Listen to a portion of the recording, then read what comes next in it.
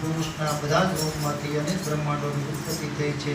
હવે હું આ પ્રમાણે ભગવાન શ્રી કૃષ્ણના મગજની ચરિત્રનું વર્ણન કરું છું. આ પ્રસંગ સુખ અને મોક્ષ આપનારો છે. વ્યાસજી કહે છે કે વત્સ, મહાદેવનું ચરિત્ર અનંત છે. તેમની કથાઓ